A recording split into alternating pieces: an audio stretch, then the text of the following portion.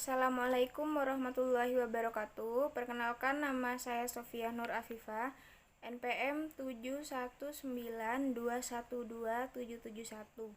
Di sini saya akan menjelaskan tentang koperasi.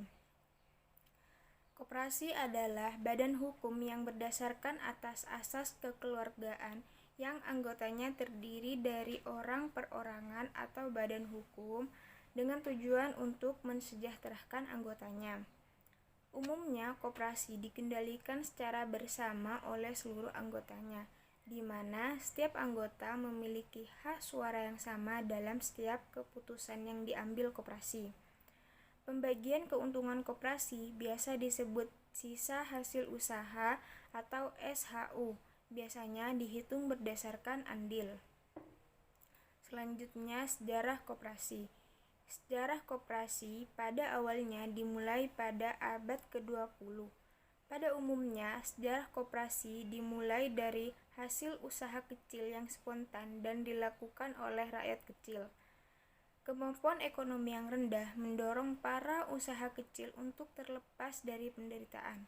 Secara spontan, mereka ingin merubah hidupnya.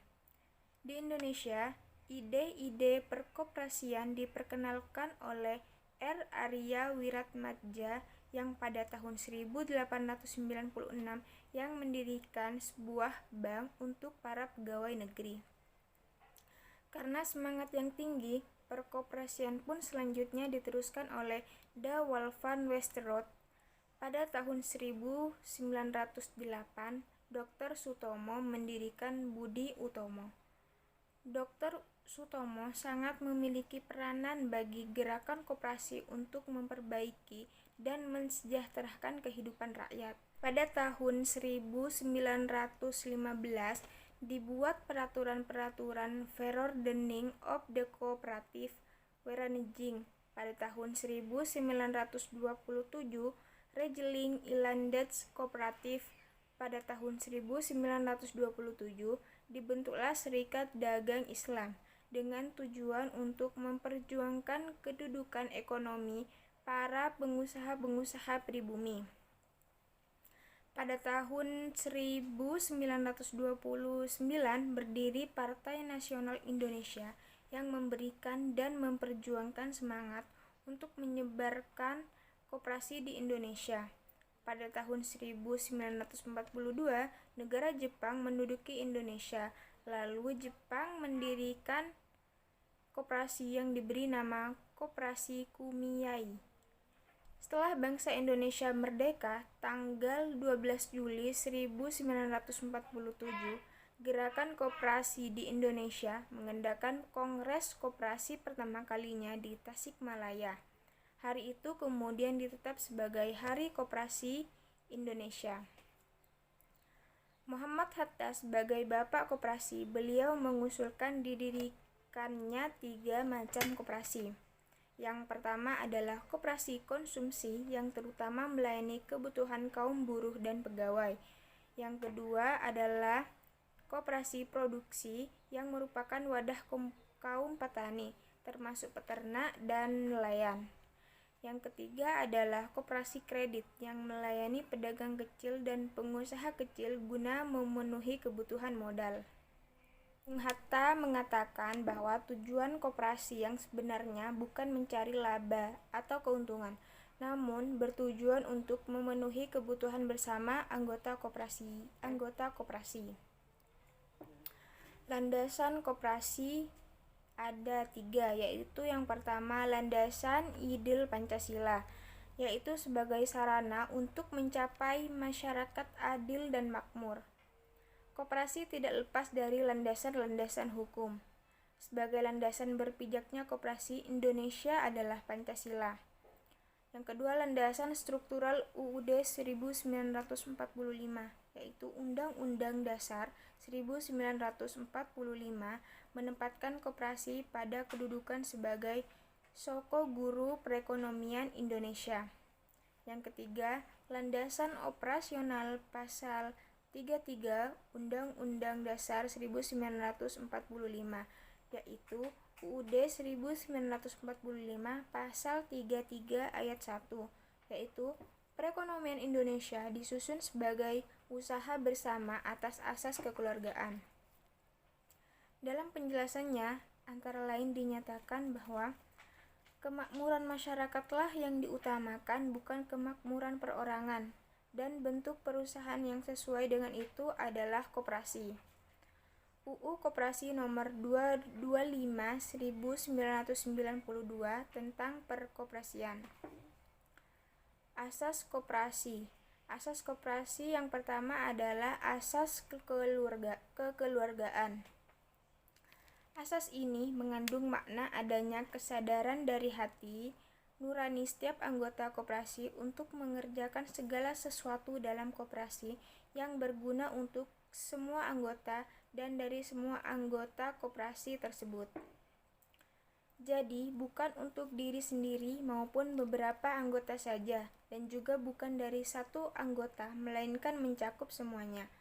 Dengan asas yang bersifat seperti ini, maka semua anggota akan mempunyai hak dan kewajiban yang sama. Yang kedua, asas gotong royong. Asas ini mengandung arti bahwa dalam berkoperasi harus memiliki toleransi, sifat mau bekerja sama, dan sifat-sifat lainnya yang mengandung unsur kerjasama. Selanjutnya, fungsi koperasi. Fungsi koperasi dalam pasal 3 Undang-Undang Nomor 25 Tahun 1992 tentang perkoperasian disebutkan bahwa koperasi bertujuan memajukan kesejahteraan anggota pada khususnya dan masyarakat pada umumnya, serta ikut membangun tatanan perekonomian nasional dalam rangka mewujudkan masyarakat yang maju, adil, dan makmur, berlandaskan Pancasila dan Undang-Undang Dasar 1945. Sementara fungsi dan peranannya dimuat dalam pasal 4, yakni yang pertama, membangun dan mengembangkan potensi dan kemampuan ekonomi anggota pada khususnya serta masyarakat pada umumnya untuk meningkatkan kesejahteraan ekonomi dan sosial. Yang kedua, berperan secara aktif dalam upaya meningkatkan kualitas dan kehidupan masyarakat. Yang ketiga, memperkukuh perekonomian rakyat sebagai dasar kekuatan dan ketahanan perekonomian nasional dengan koperasi sebagai suku gurunya. Yang keempat, berusaha mewujudkan dan mengembangkan perekonomian nasional yang merupakan usaha bersama berdasarkan asas kekeluargaan dan demokrasi ekonomi. Selanjutnya, pertumbuhan dan perkembangan koperasi Indonesia. Memasuki tahun 2000, posisi koperasi Indonesia pada dasarnya justru didominasi adalah koperasi kredit yang menguasai antara 55-60% dari keseluruhan aset koperasi. Sementara itu, dilihat dari populasi koperasi yang terkait dengan program pemerintah hanya sekitar 25% dari populasi koperasi atau sekitar 35% dari populasi koperasi aktif.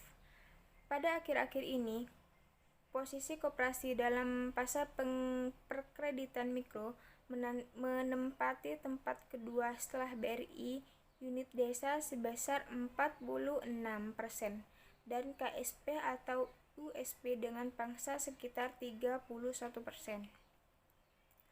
Dengan demikian, walaupun program pemerintah cukup gencar dan menimbulkan distorsi pada pertumbuhan kemandirian koperasi, tetapi hanya menyentuh sebagian dari populasi koperasi yang ada, sehingga pada dasarnya masih besar elemen untuk tumbuh kemandirian koperasi.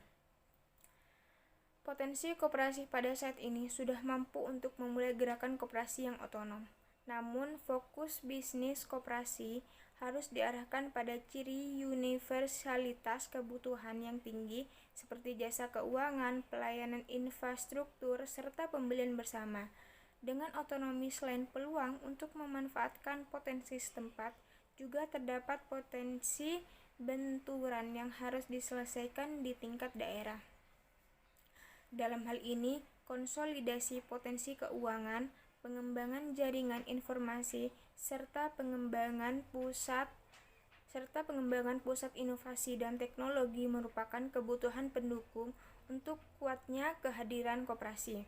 Pemerintah di daerah dapat mendorong pengembangan lembaga penjamin kredit di daerah. Mungkin hanya ini saja yang dapat saya jelaskan, kurang lebihnya mohon maaf. Wassalamualaikum warahmatullahi wabarakatuh.